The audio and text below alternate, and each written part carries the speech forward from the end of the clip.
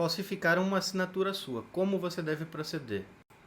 Sem dúvida é uma das perguntas mais feitas aqui em nosso site e no nosso canal. E neste vídeo pretendo te explicar a forma adequada de proceder.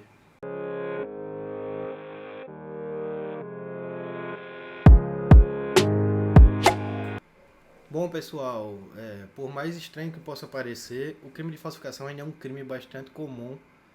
Digo falsificação de documentos, mesmo com esse avanço todo da tecnologia e assinaturas digitais e várias outras formas de concluir um contrato ou uma transferência de bens e posses. Mas como eu devo proceder quando acontecer isso comigo? Se falsificarem minha assinatura em um documento de transferência de bens, ou em algum cheque, ou em qualquer documento que possa me causar algum transtorno, algum prejuízo, como devo proceder? Bom, vamos lá. Então, a primeira informação importante é que você não deve fazer o BO antes de conversar com um advogado. Ou melhor, de realizar uma consultoria com algum advogado, pois as informações do BO serão informações que não podem ser alteradas no futuro e certamente podem te prejudicar no processo se for feito de forma errada. Então, em hipótese alguma, você deve inicialmente fazer um BO sem antes consultar um advogado. Claro, você deve estar se perguntando, o BO é importante, não é importante? A resposta é importante, mas não é somente ele e muito menos a forma que é feita. Se você faz um BO informando a notícia aí do suposto crime de forma equivocada, isso sem dúvida vai resultar problemas futuros na demanda que você estará movimentando. Então, simplesmente pelo fato de uma consultoria prévia com um advogado especialista na área, ele irá evitar vários problemas que podem ou poderiam surgir. O segundo ponto que aconselhamos é que você não entre em hipótese alguma com uma demanda que vise declarar a nulidade de certo documento por assinatura falsa, sem que você tenha uma prova conclusiva que dê verossimilhança na sua alegação. Qual seria essa prova?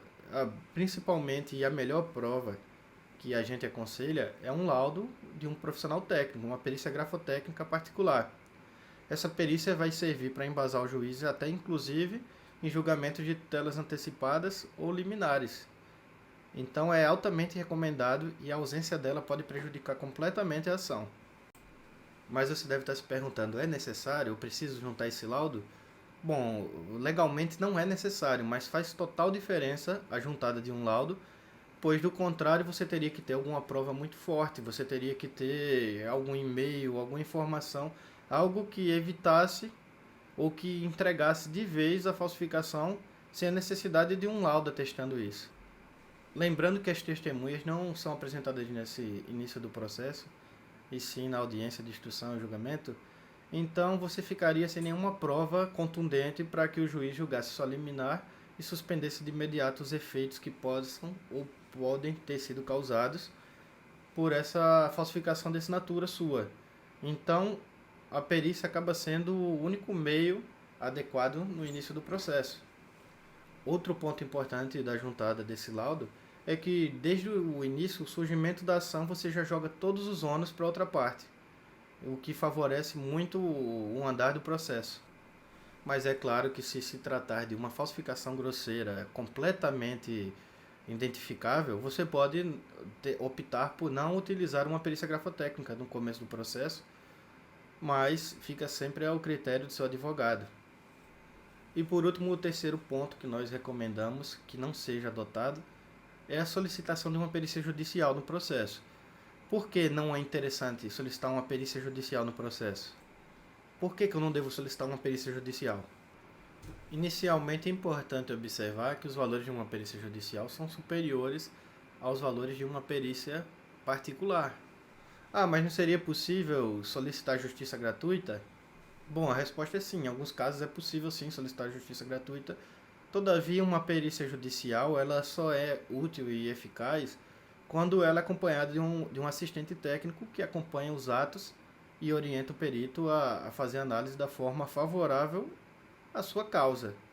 Sem o assistente técnico, a perícia judicial é algo completamente imprevisível. Pode ser que seja até pior para você no processo, você estaria criando uma prova contra você no processo. Então, nada é mais viável do que você ter uma perícia particular, prévia, que você tenha visto o resultado, que você saiba se o caminho da sua estratégia processual vai ser este ou aquele. Então, não faz sentido pedir perícia judicial. Claro, aqui eu me refiro a falsificações de natureza civil. Talvez seja viável e interessante solicitar uma perícia judicial grafotécnica em casos criminais, no qual você é acusado. Aí sim, você pode pensar, se você não tiver outros meios, se você não tiver recurso. E claro, se for beneficiário da justiça gratuita. Aí sim, você pode considerar essa hipótese. Bom, ponderados esses termos, o que deve ser feito? Como é que você deve proceder? Depois que você descobriu que há uma falsificação de sua assinatura em certo documento, o que você deve fazer? É claro que não existe só uma forma de proceder, existem vários métodos, existem várias linhas de atuação para uma situação como essa. Mas eu vou explicar uma que, ao nosso ver, é a melhor e a forma adequada de proceder. Bom, em primeiro lugar, você precisa se reunir, se encontrar com seu advogado. Ele irá te orientar como fazer o boletim de ocorrência, que seria, a priori, o começo dos atos para resolver essa sua questão. Mas qual seria a ação?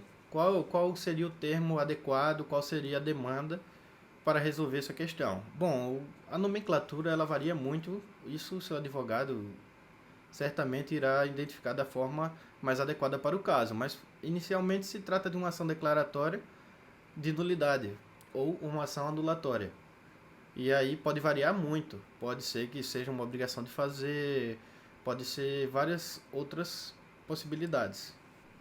O que é o mais importante nesse tipo de ação? Você precisa conseguir que uma liminar suspenda os efeitos dessa alteração. O que ocorre? Os processos judiciais levam muito tempo, podem até demorar anos. Então, se você não fizer um pedido de liminar ou tutela antecipada, considerando a suspensão ou qualquer outra coisa que impeça os efeitos dessa adulteração, você vai passar vários anos sofrendo por causa desse problema. Por isso eu reitero a importância da perícia grafotécnica, pois sem ela fica muito difícil de ser concedido um liminar no começo do processo. Mas concluindo, então em resumo, você necessita entrar com uma ação, em regra declaratória de nulidade, e nesta ação você necessita de ter como documentos que são importantíssimos para o julgamento da causa e da liminar ou tutela antecipada. Você precisa do laudo grafotécnico, do boletim de ocorrência, do contrato sob suspeita, dos documentos pessoais e de um comprovante de residência. E os demais atos, o que mais é necessário, fica tudo em cargo do seu advogado. E claro, é importante mencionar que, não obstante tudo que foi mencionado aqui, você ainda faz direito a danos morais por todos os transtornos e lesões causadas por essa falsificação de sua assinatura. O vídeo vai ficando por aqui, mas caso ainda permaneçam algumas dúvidas, você pode perguntar aqui nos comentários abaixo e nos próximos vídeos pretendemos sempre estar esclarecendo novos pontos. Então até mais, valeu!